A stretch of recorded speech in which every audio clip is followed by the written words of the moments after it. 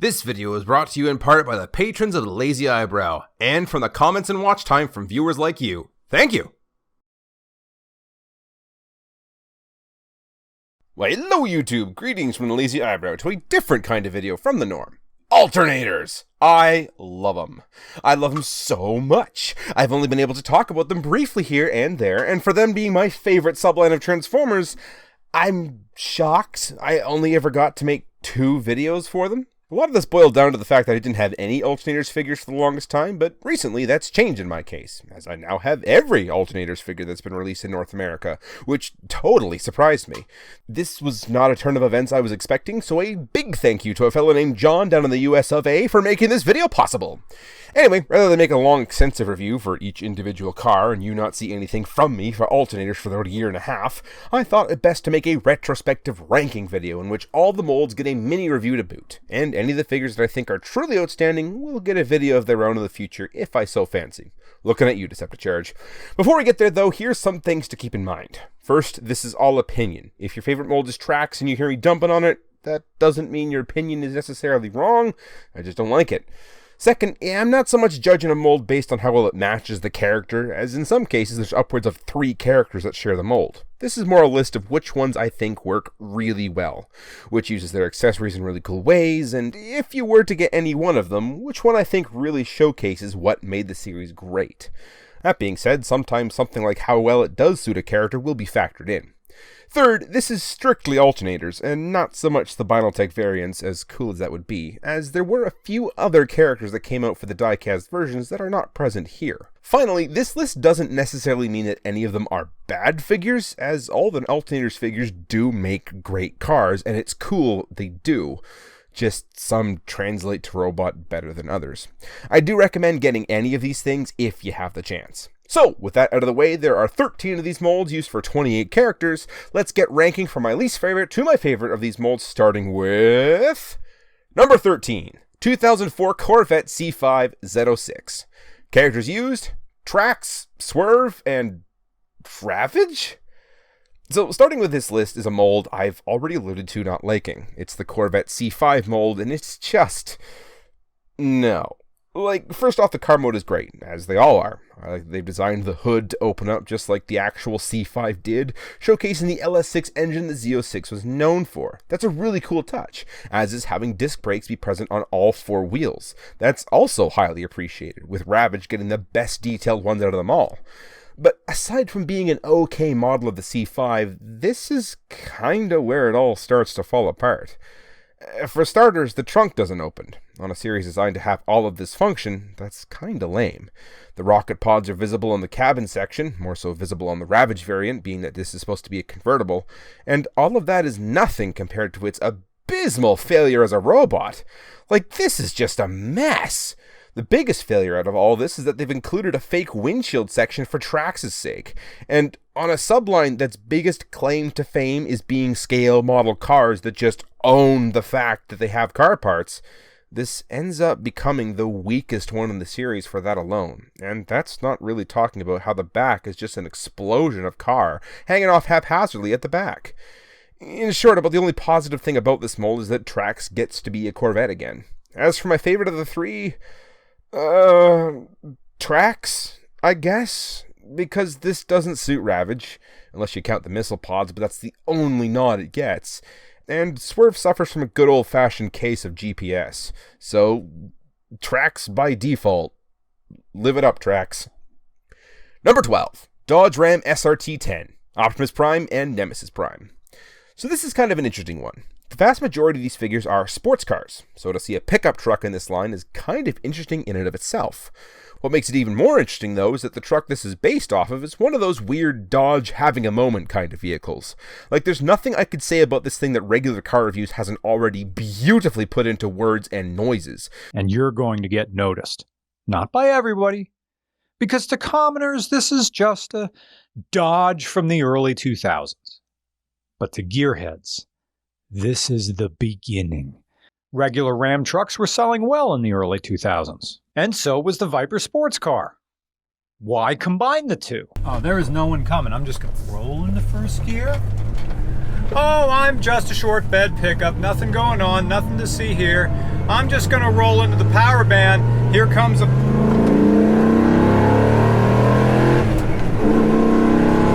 And now that the truck has been immortalized as a version of Optimus Prime. Frankly, I would have rather this be like Trailbreaker or Ironhide or something.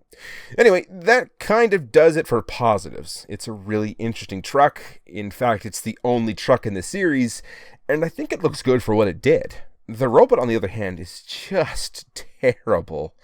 Like, this isn't Optimus. It looks like Optimus is in there, amongst a sea of awkwardly hanging parts. It just doesn't look good, though.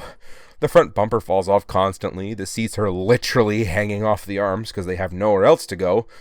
And given this was only ever made as Optimus Prime, I really feel like this misses the mark about what it's set to do. Of the two, though, Nemesis wins by a clear mile, simply for color scheme, as Nemesis often does. Number 11, Jaguar XK, Ravage. So this one is interesting, and it's the only one that got two different cars attributed to the character. First off, there's the already covered Trackstream mold that was a convertible C5, of which reminds me more of the Beast Wars days and where he stood on his hind legs. And now there's this one. And frankly, it's just cool for what it is versus what it does. Like, it's Ravage as a Jaguar. It's Ravage as a Jaguar. That's just a fun bit of car humor I appreciate. Being that this is an actual attempt at Ravage, his robot mode ends up being one of the more unique robots to come out of the line, and then it's quadrupedal versus bipedal. Doesn't mean it's good, though. It's just interesting. For starters, a lot of the things that made alternators what they were is absent here. The steering rack doesn't turn, the hood doesn't open, even the trunk that does feature hinges where it could open doesn't because it wasn't designed to. That's really, really unfortunate. The robot mode is functional, I mean it's Ravage, but lacks a lot of articulation points, not to mention that a large section of the car just hangs off the top, which is sort of lame when you consider that a rectangle 1/30th the size had more articulation a mere 9 years later. Basically, this thing is a novelty, but I'd still choose it over Optimus or Trax any day, if nothing more than the novelty of a Jaguar that becomes a Jaguar. Number 10, Dodge Viper, Sideswipe, Sunstreaker, and Dead End? So this is sort of an odd set of events. This wasn't supposed to be any of these characters. Chevrolet, the company that seems to insist that at least half of the characters in Bay movies must be their products, didn't like the idea of the Corvette being used at that time. So while they were negotiating that, they were designing Trax as a Viper, and yeah, this fits Trax way better than any of the other characters they force us into. Windshield as a chest? Yes. Optional door wings? Double yes. Front of the car is the legs? Absolutely. The kibble management even. It's not wonderful, but it's certainly a better way to go. While it's nice Trax got to be a Corvette, I'm not going to lie there, I do wish this engineering had been applied to that Corvette, as it would have looked far nicer, and no full parts to boot. This one, on the other hand, does not suit any of the characters this was given to. An argument could be made for Sunstreaker with the windshield chest, but that's about it.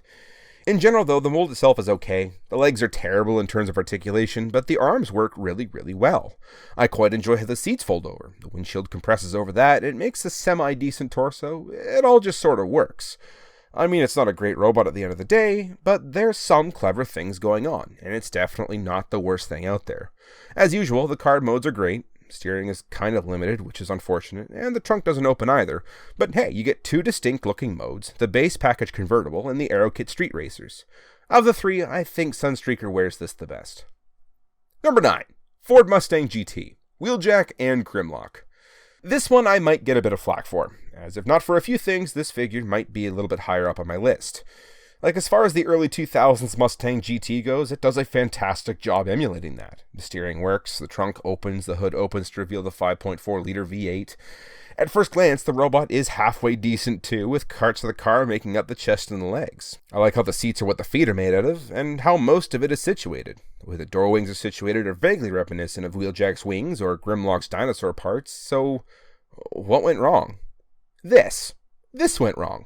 This is the majority of the undercarriage of the car that was never integrated into the robot, so it ends up being the biggest butt flap you ever did see. And to transform it is a nightmare, with more often than not the legs choosing to pop off instead of the part that holds the flap moving. Transformation in terms of the arms is exceptionally fiddly, with a series of hinges that aren't exactly the most intuitive thing to figure out the direction. It involves a bit of a flexing of the front fenders to get to work, and I'm not exactly fond of how much the wheels stick out off the forearms here. It's not a bad figure by any stretch, I just don't like the kibble management. It just looks clunky, and I don't feel like it suits the characters that it's made for, though. If I had to pick one, I'd probably pick Grimlock as the preferred version, as that silver is just choice. Number 8. Honda Civic Si. Rumble. It's a shame that 2 of these weren't made, this one in Habanero Red and another one in Fiji Blue. Unfortunately, this is all we get, though, because this is a pretty cool car mode. It's one of the ones that isn't a sport car and is just one of your everyday average cars. I mean, the higher end package, of course, but it's not like a high-end sports car. Aside from that, it's loaded with goodies, too. Opening the hood reveals a chromed out VTEC engine. Inside the cabin you'll find a painted dashboard, which wasn't always common, and opening up the trunk showcased a rare second accessory that in this case doubled as an amp for the sound system. Neat! Definitely living up to the whole Soundwave crew theme. Transformation is really simple though, which isn't a bad thing per se. However, it really limits the arms in which they're just an entire chunk of car. You get pile drivers, which is really cool in a vacuum, but kinda sucks when you realize this is all you get for arms, with the accessories just being the pieces that the tape would normally have on his back. It's a really good car mode with a lot of fun features, but sadly culminates in a halfway decent robot mode at best. Number 7. Acura NSX. Prowl and Camshaft. This is another one of those unfortunate wrong identity figures, as this was originally intended to be Red Alert and not Prowl, and it shows. A lot of the cues that make up a G1 Lamborghini mold are present here, aside from the Lamborghini part, especially Red Alert, but instead, this is what we get. As a robot, though, it's not all bad. The proportions are really nice. The legs look like stocky robot legs with proper feet. The arms look halfway decent, and the door wings are an interesting place to hang them. The hood makes for an interesting chest, and it all just sort of works there. Transformation, though, is really irritating. Like, the legs are simple enough, but the arms are a mess of tolerances and unintuitive fiddling that just doesn't feel fun. The articulation on the legs is pointless due to the taillights getting in the way. There's just no point in having these at all at that point. And in general, it's a shame that there is no Police Impreza to go with the other Blue Streak molds. For what it is, it's fine. But it doesn't really suit either character they gave this to. That being said, Prowl is the winner here in my books. Number 6. Jeep Wrangler. Hound, Rollbar, and Swindle. I have sort of mixed feelings regarding this mold. Like, in some ways, it's excellent. In other ways, it's a bit janky. Like, the vehicle is absolutely stellar. It has this roll bar structure that folds itself into the robot really, really nicely. While there's no steering mechanism, the trade-off is working suspension. Like, how neat is that? It really leans into the whole robots in disguise theme by having a rotating piece of hood section with a corresponding insignia. Like, all things considered, this thing is amazing. And yet the robot mode is just alright. Like, the front hangs out like a really obtuse shelf, and I think could have benefited from a lower angle. The arms and their ball-jointed shoulders are just weird looking and don't move in a way that is enjoyable, and the legs and feet are a bit of a lankfest. It's not a terrible figure, but not one I particularly enjoy either outside of the amazing Jeep mode. Out of the 3, I think it suits Hound the best, with Swindle in a close second. The Transformers will return after these messages.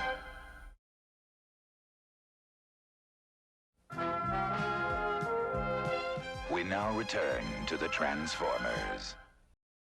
Number 5. Scion XB. Skids. Skids is such an oddity. Like, he barely showed up in G1 and then randomly shows up in Alternators 20 years later as this compact crossover type vehicle. And not only did he do that, but he really knocked it out of the park doing it. Like, all the cues of Skids is here. You've got the front of the car acting as the chest, and I'm quite enjoying the angle that it rests at. The top of the car compacts into a really tight backpack that just works with the character. The front doors are here as wings. The back of the car works itself into the legs. Well, the only thing I could ask it to do different is to have the windows fold around to tighten up the legs. Otherwise, this robot mode is fairly well flawless. The vehicle mode isn't half bad either, as it's one of the very few figures that has working front and back seats, along with the front and rear doors. It's not a perfect figure, but there's a lot to love on this one, even if you're not looking at the intense articulation that this one happens to come with. Number 4. Ford GT. Mirage and Hot Rod, if you ignore the pack-in smut.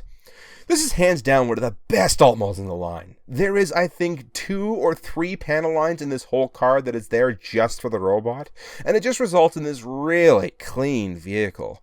They even got it down to the sections of door that the GT had that covers parts of the roof, the entire back section that comes up to reveal the engine bay, everything. Like, it's just a really well done car. The robot is also one of the sleekest robots in the series, with panels that exist on the figure just to build up the layering of parts to give the chest some definition. Like, it really all comes together to make such a nice robot, and it becomes a nicer vehicle.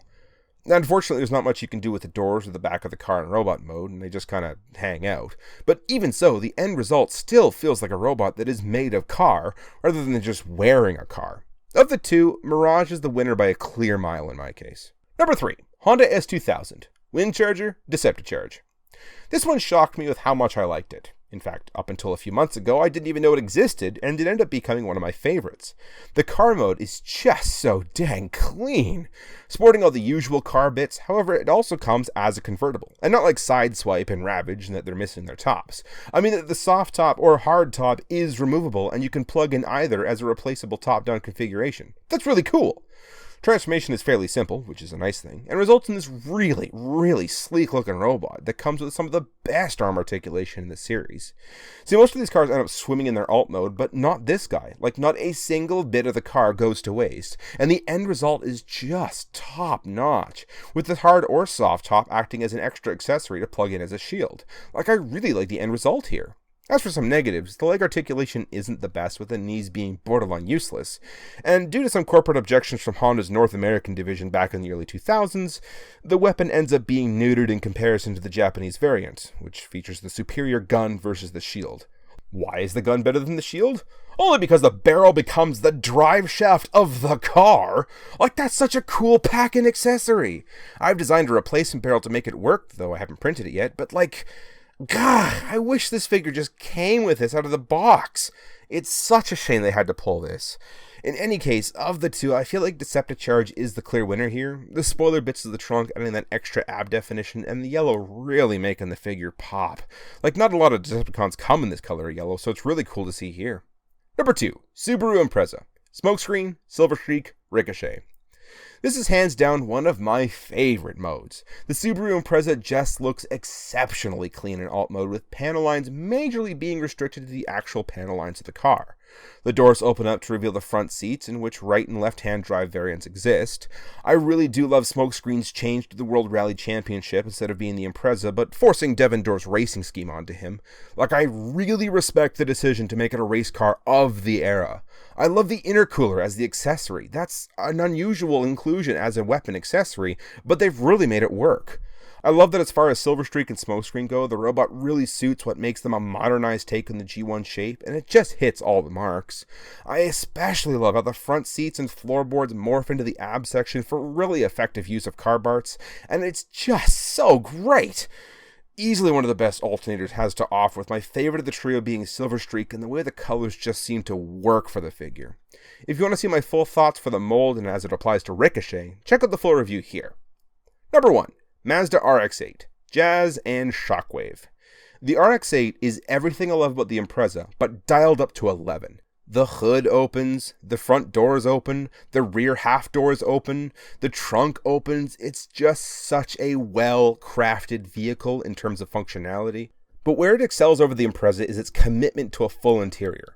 All 4 seats are present, despite working nearly the same for transformation as the Impreza, right down to the fact that they've used the crotch piece of the robot as the drive shaft well. Like, that is such a clever use for that kind of geometry. Like, the RX-8 really is using every part of the robot to make up every part of the car. Nothing is wasted.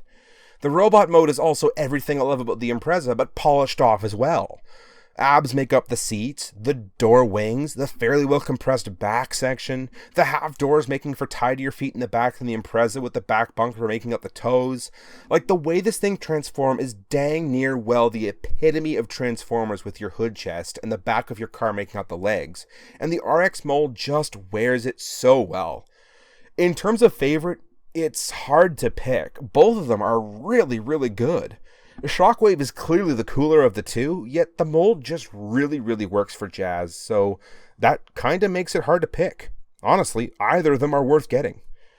So that was my ranking of the Alternators line. It still holds as one of my favorite lines in the Transformers history. It came out during a time when this was the standard, and despite that, just held itself to this gold standard of craftsmanship that's just unheard of now. When this is $600 and resorts to turning inside out to adhere to unrealistic cartoon standards. This was just a 1/24 scale model car, right down to the shifter in the center console, and the attention to detail will always be my favorite. Could these benefit from a modern-day sequel? Maybe. However, I easily see a return to this concept dipping into the $200 range or more per figure, with them being 1/32 scale vehicles as opposed to these 1/24 that these were. Not to mention the fact that they would be G1 cars as opposed to the modern takes that these all were. And that's not necessarily a bad thing, them being G1 cars, but the fact that these were modern cars, but the old characters we loved, you don't see that nowadays. Basically, these were special. I highly doubt anything this original, this detailed, or something with this level of craftsmanship will ever again grace the Transformers community, and for that reason, it remains one of my favorite lines in the entire franchise. This has been the Lazy Eyebrow.